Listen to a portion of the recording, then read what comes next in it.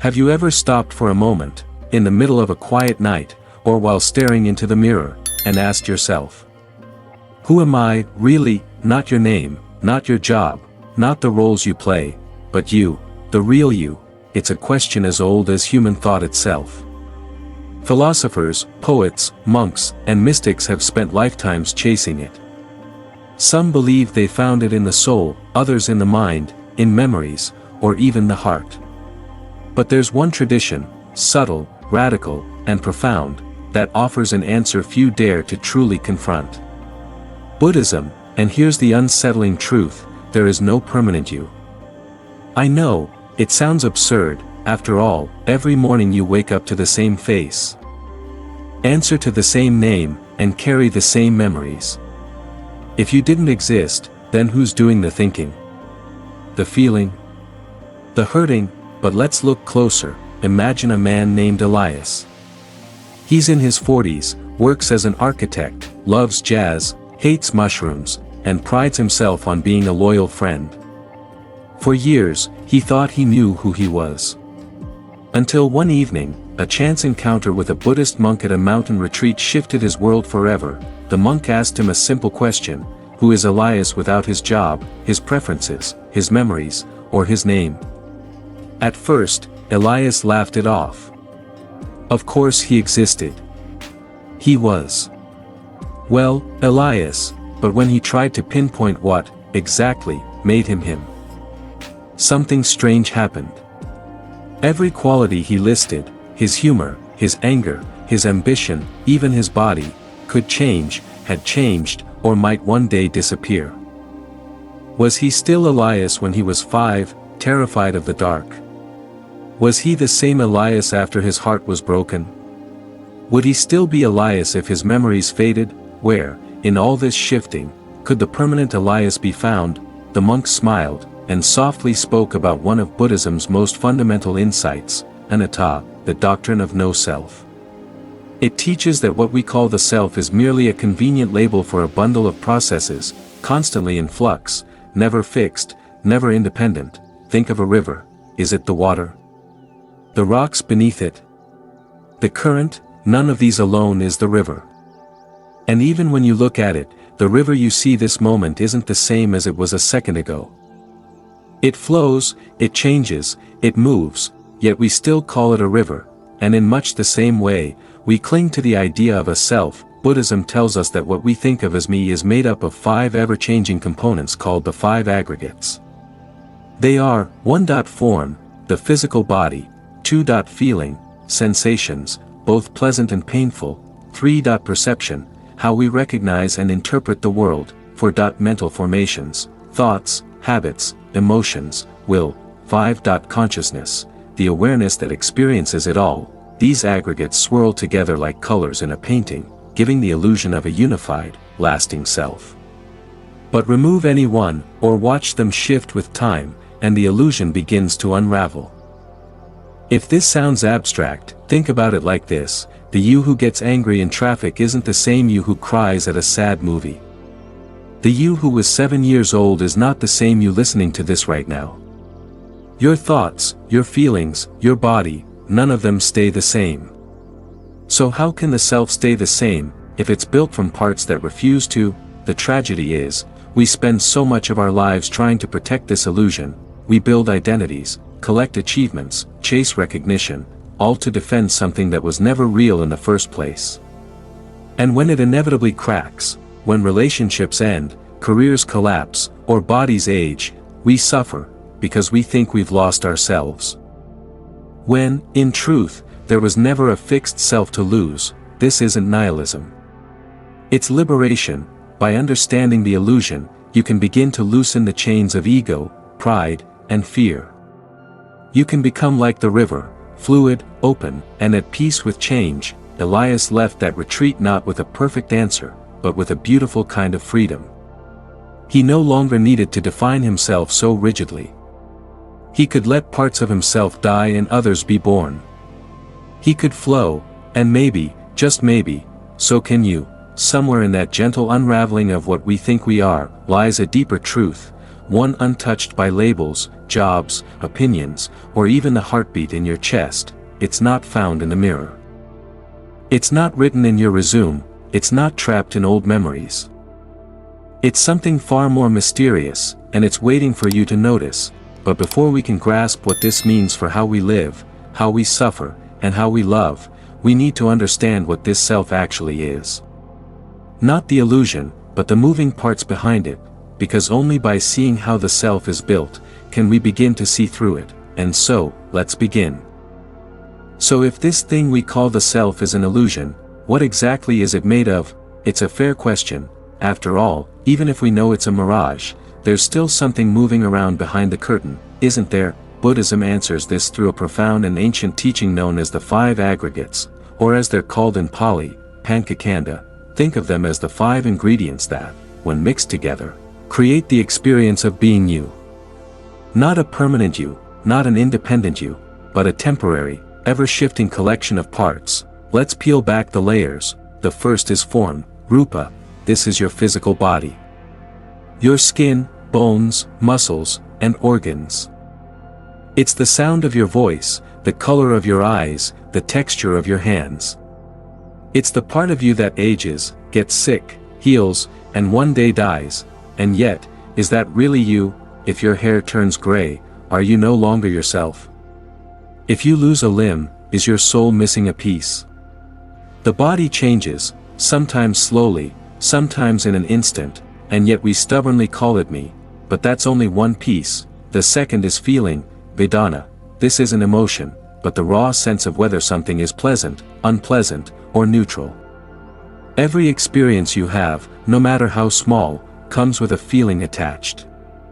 The warmth of sunlight on your face. The sharp sting of rejection. The calm of an early morning.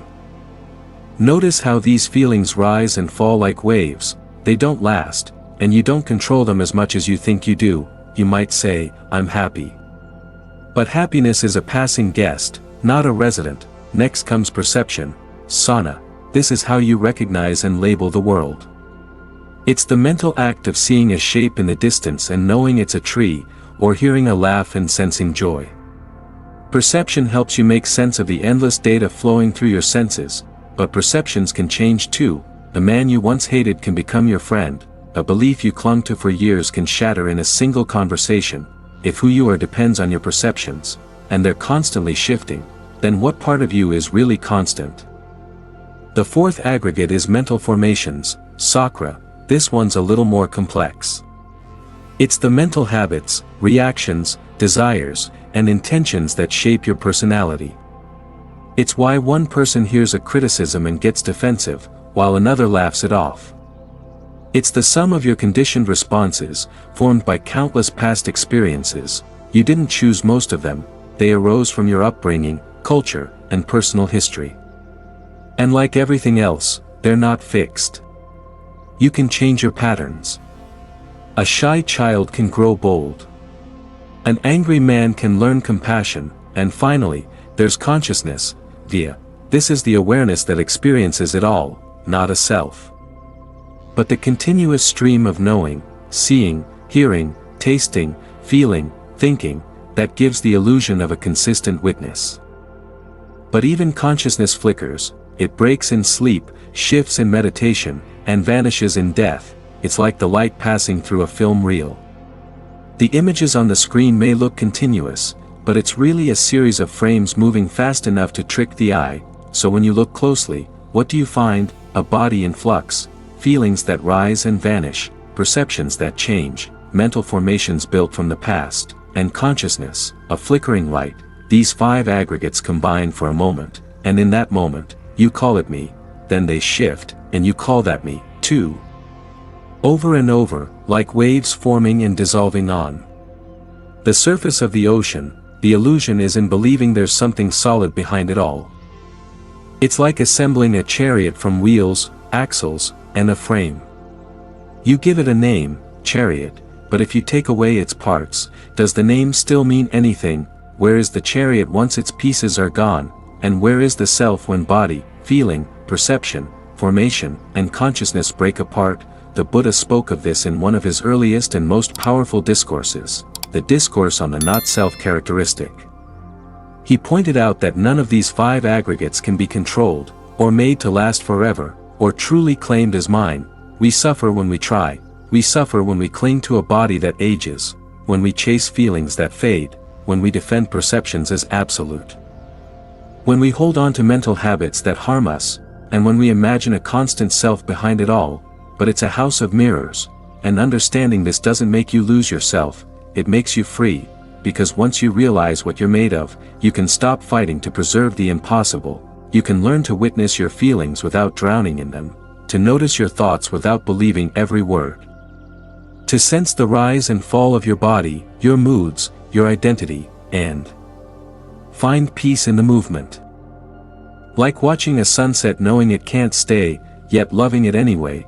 That's the paradox Buddhism offers. There's no fixed self, but there's beauty, clarity, and even joy in embracing the flow. And when you begin to see this, not just think it, but truly feel it in your bones, something remarkable happens. The walls you built around your identity start to crack, the labels you clung to grow lighter. And you realize you've been carrying a weight you didn't need to, but to understand why. We cling to this illusion in the first place, to this desperate idea of me, mine, and myself. We need to explore the very instincts and fears that keep us trapped, because if the self is an illusion, why do we hold on to it so tightly? That's where we're going next.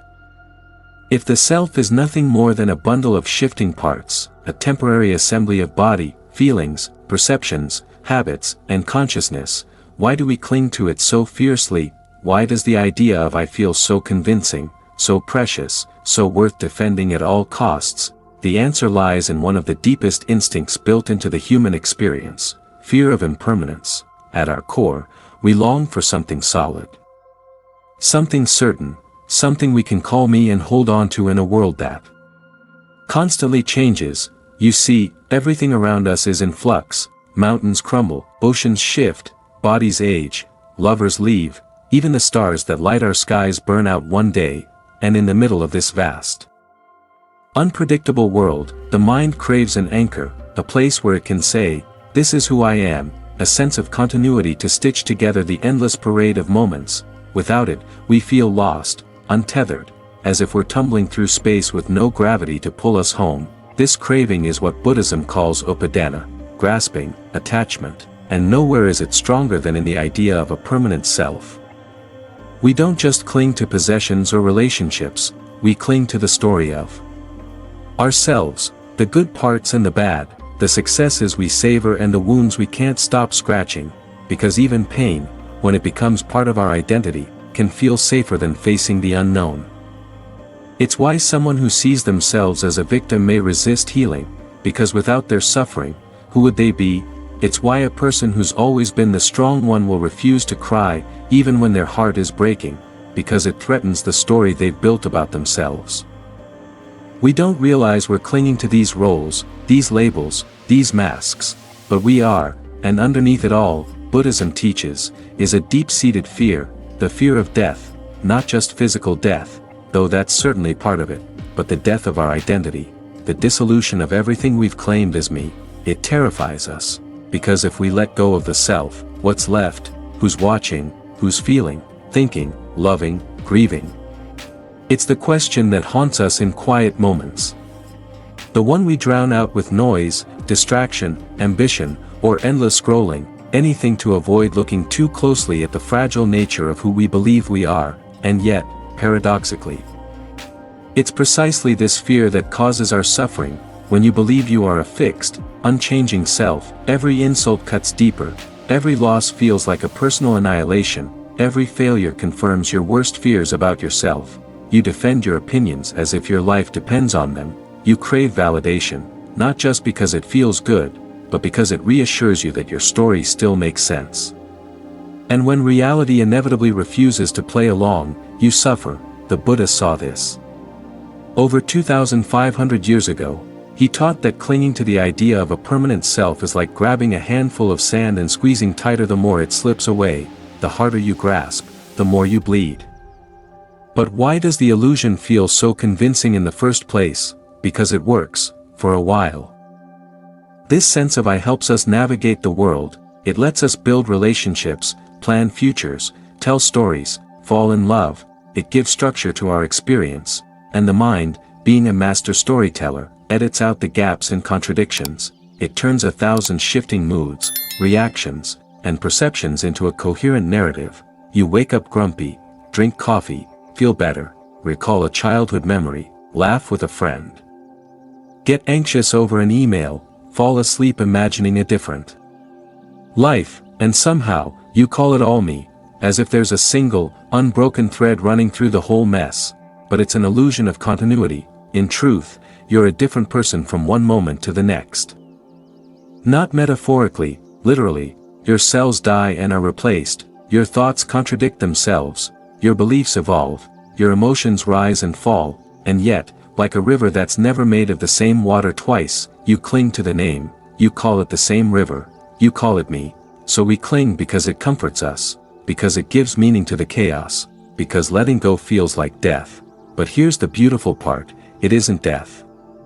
It's freedom. The Buddha didn't ask us to erase ourselves. He invited us to see through the illusion, not to destroy the story, but to realize it's a story. When you understand that the self is a construction, you can stop fighting to defend it. You can let insults pass without leaving wounds, you can experience joy without clinging, you can grieve without drowning. And you can begin to taste a freedom most people spend their whole lives chasing but never quite find, not by becoming someone else, but by understanding you were never what you thought you were in the first place. And once you catch a glimpse of that, you might wonder, if I'm not this fixed self, then what am I? Is there anything beneath the layers, anything unchanging, indestructible, beyond birth and death? It's one of the oldest questions humanity has asked, and it's where our journey leads next. It happens so quietly, we barely notice it, the subtle tightening in the chest when someone disagrees with us, the sinking feeling when a plan falls apart, the ache of watching something we love slip from our grasp, and if we pay attention, we'll realize something profound. Every moment of suffering we experience comes from one source: clinging to what we like, clinging to what we want to avoid, clinging to who we believe we are. And it's not just the obvious pain. Heartbreak, loss, betrayal, it's the small, persistent hum of dissatisfaction that colors ordinary life, that restlessness you feel in a room full of people, that unease when the house goes too quiet. That vague anxiety when you scroll past perfect strangers living perfect lives on a tiny screen. It's all the same. Buddhism has a word for this, dukkha, often translated as suffering, but it's richer than that. It's the gnawing sense that life, no matter how good it gets, never quite sits right. It's the joy laced with the knowledge it won't last, the beauty shadowed by the awareness it will fade. The victories quickly eclipsed by the hunger for more. And where does this come from? From clinging, from the desperate attempt to freeze moments in a world built on impermanence. You see, the problem isn't that life changes. Change is natural, the seasons shift, the body ages. Relationships evolve. The suffering comes when we demand that life obey our preferences, when we insist that love should stay the same, that our identity should remain intact, that our possessions should last forever, that our reputation should never falter. But the world doesn't work that way. It was never designed to. And every time reality brushes up against our expectations, we hurt. We hurt because we believed the story we told ourselves, that we could make something permanent in an impermanent world, that we could carve a lasting me out of ever-shifting moments. It's like trying to hold water in your hands. The tighter you squeeze, the faster it slips through your fingers. And here's the cruel irony. The things we cling to most fiercely are often the very things that cause us the deepest pain. The relationship we can't let go of, even when it's long since dead. The identity we cling to, even when it's suffocating us. The ambitions we chase, even as they hollow us out. Why? Because letting go feels like death, not of the body, but of the self we've constructed, that fragile narrative we call me. And so, we keep chasing, grasping at what feels good, pushing away what hurts, building walls around our identity, defending it at all costs. But in doing so, we exhaust ourselves. We live in a constant state of tension, trying to control what can't be controlled, fearing loss, chasing gain, measuring our worth by things that were never meant to be permanent. And in the rare moments we get what we want, we feel a flicker of relief. Not happiness, just the temporary absence of craving, but it never lasts, because the mind, conditioned by clinging, always wants more, a better partner, a bigger house, a newer label for who we are, and so the cycle continues: grasp, satisfy, lose, grieve, grasp again. The Buddha called this the wheel of samsara, the endless cycle of craving and suffering, not just across lifetimes, but within every moment of this one.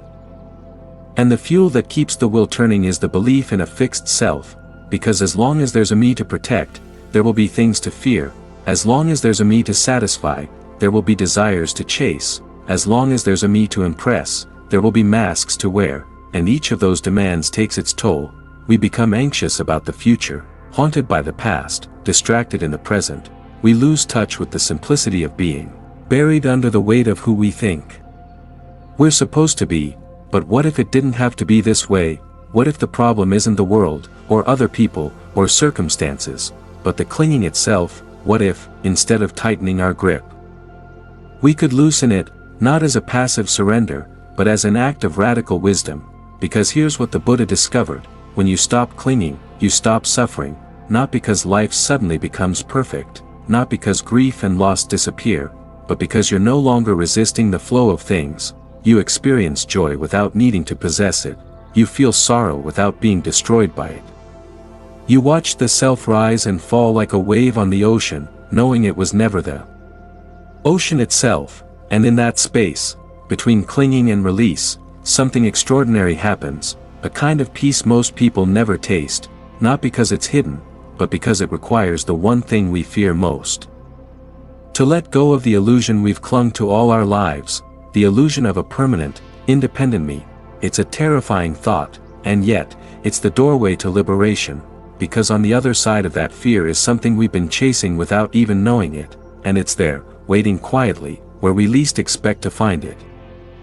Which raises a deeper question: if the self isn't fixed, if clinging causes suffering, then how do we let go? Is it even possible to live without this attachment? It's not easy, but the path exists. And it begins with a simple, profound truth the Buddha taught under the Bodhi tree. The truth we'll turn toward next. Imagine waking up one morning and realizing you've been wearing a mask your entire life, not a physical one, but a mask made of beliefs, titles, memories, and expectations, a carefully constructed identity you call me. And now, imagine for a moment, taking that mask off. Who would you be without it? This is where we arrive at one of the most radical, liberating, and misunderstood teachings in all of Buddhism. Anattā, translated, it means no self. At first, it sounds terrifying. If there's no self, who's thinking these thoughts? Who's watching this video? Who's feeling joy or sadness or pain? But here's the thing: Buddhism isn't denying your experience. It's not saying there's nobody here.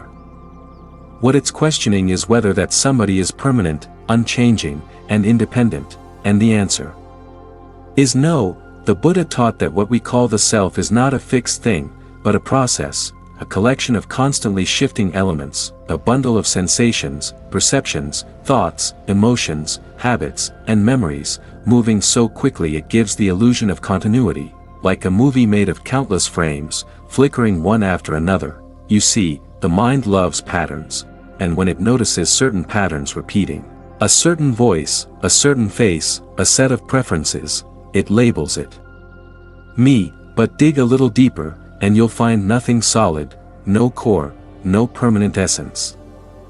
Just changing experiences, arising and passing away. The ancient Buddhists used the metaphor of a chariot. If you take apart a chariot, the wheels, the axle, the frame, the seat, you'll find no single part you can point to and say, this is the chariot. It exists only as the sum of its parts, arranged in a certain way, for a certain time.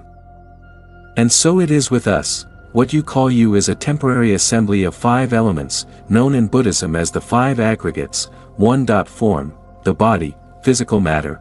2. Sensation, feelings of pleasure, pain, or neutrality. 3. Perception, recognition of objects and ideas. 4. Mental formations, thoughts, intentions, emotions. 5. Consciousness, the awareness of experiences. Each of these is constantly in flux, none is you, none lasts, none exists independently, and yet, when they come together, for a brief, shimmering moment, there appears to be a someone, but just like a flame appears continuous even though it's being recreated every second, the self is nothing more than a dance of conditions. This is Anattā, and while at first it may feel disorienting, as if the ground is falling away beneath your feet, there's a strange kind of freedom in it, because if there's no fixed self, then there's nothing to defend, no rigid identity to protect, no unchanging ego to be hurt, no chains to bind you. It means you can be angry without being an angry person. Fail without being a failure. Feel fear without being a coward. And so it is with us. What you call you is a temporary assembly of 5 elements, known in Buddhism as the 5 aggregates. 1. Form, the body, physical matter. 2. Sensation, feelings of pleasure, pain, or neutrality. 3. Perception, recognition of objects and ideas. 4. Mental formations, thoughts, intentions, emotions. 5. Consciousness, the awareness of experiences. Each of these is constantly in flux, none is you, none lasts, none exists independently, and yet, when they come together, for a brief, shimmering moment, there appears to be a someone, but just like a flame appears continuous even though it's being recreated every second, the self is nothing more than a dance of conditions.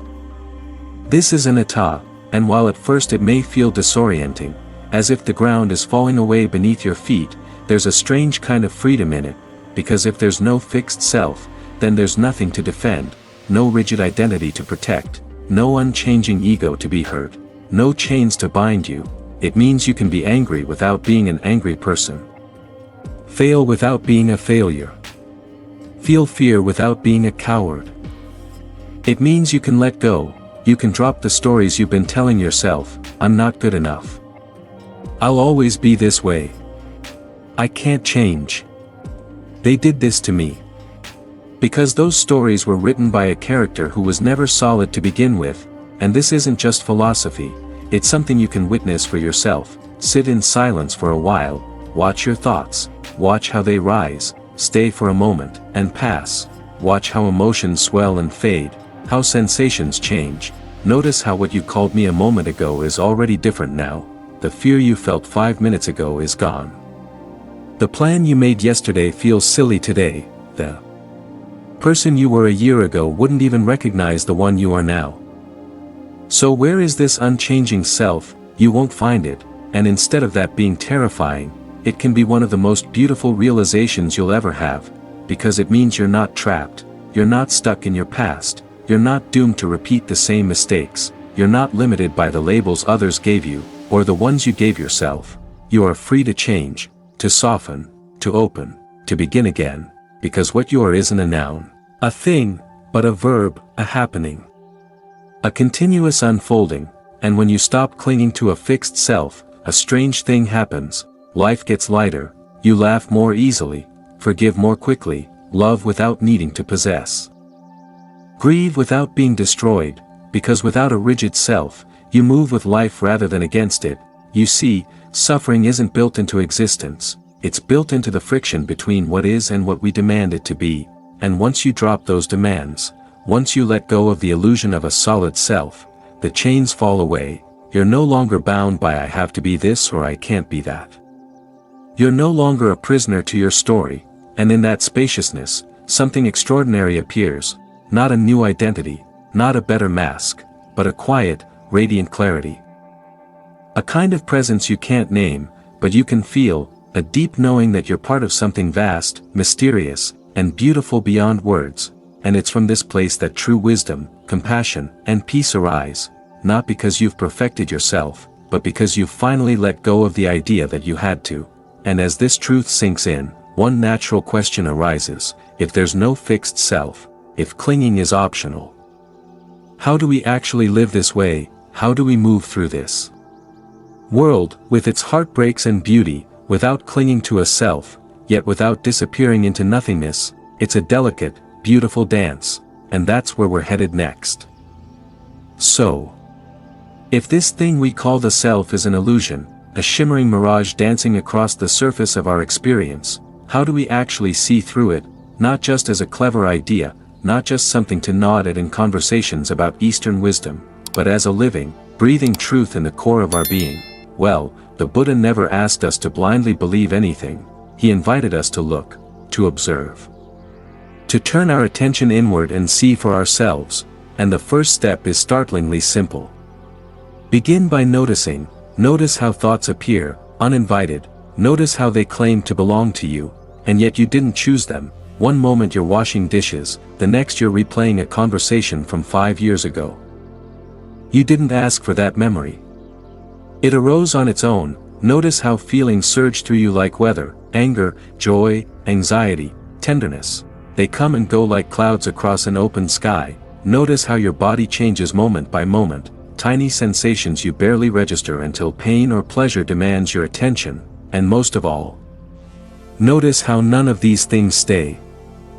The thought you had 5 seconds ago, gone. The feeling you woke up with this morning, shifted. The face you see in the mirror today is not the one you had 10 years ago. Everything moves. Everything changes, and in that endless motion, where is this solid I that supposedly owns it all? The practice is not to grasp at answers, but to keep watching, and one of the simplest, most powerful tools for this is mindfulness. When you sit in meditation, you become the observer of your own mind. You begin to see thoughts not as facts, but as passing events, like leaves floating down a stream. Anger appears, and instead of saying, "I am angry," you note, "Ah, anger is here." And then it leaves. A craving arises, "I want that." You notice it, it peaks, and it fades. The more you practice, the clearer it becomes. You are not your thoughts, you are not your feelings, you are not your body, you are the awareness in which all of these things rise and fall. It's like sitting in a theater, watching a play. For years, you've believed you were the main character on stage, but in meditation, you start to realize you're actually the one in the audience, watching it all unfold, and you can enjoy the drama without being consumed by it.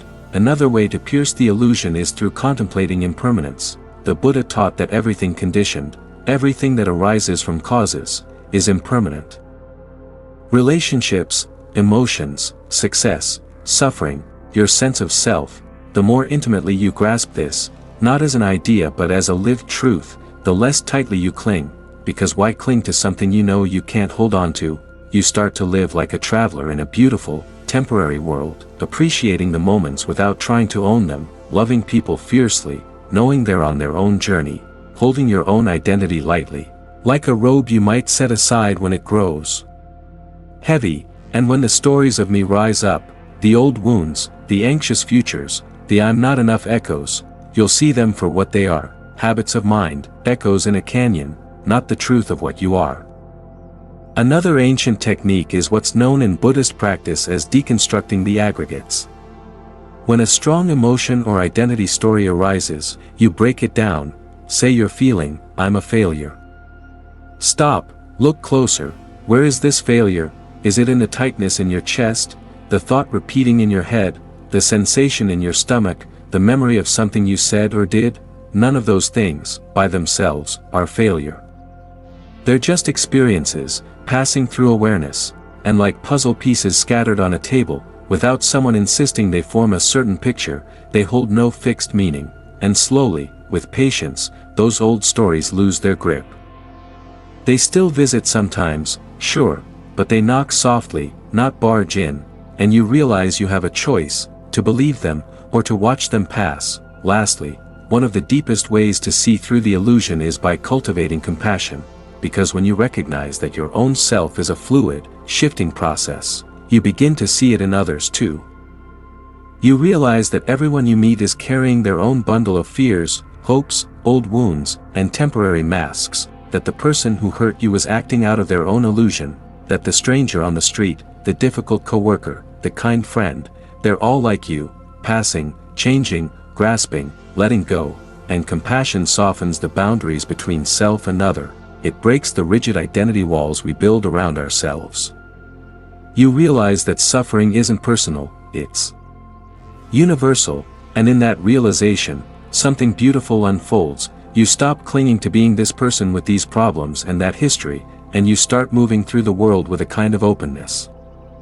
You laugh more easily, you forgive yourself quicker, you take things less seriously, not because they don't matter, but because you finally see their true size in the grand sweep of time, and slowly, the illusion weakens, not overnight, not in one grand enlightenment moment, but in 1,000 tiny glimpses, each one a crack in the walls of me, each one a breath of freedom, and so the question isn't if you can see through the illusion.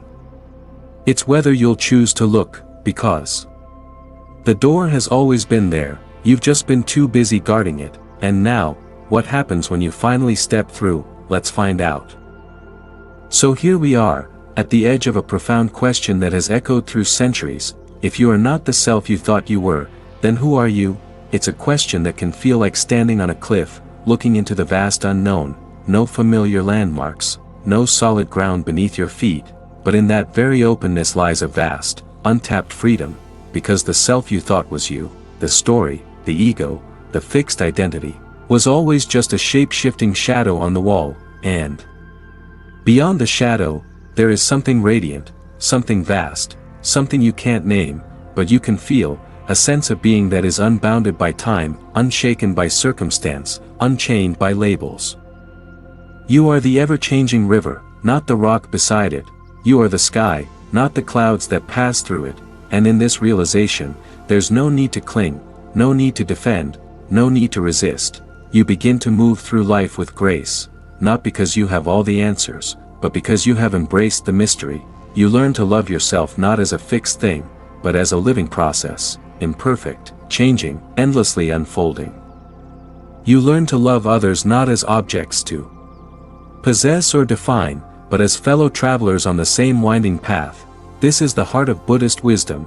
Freedom from the illusion of self is freedom to truly live, to be present, to be kind, to be awake.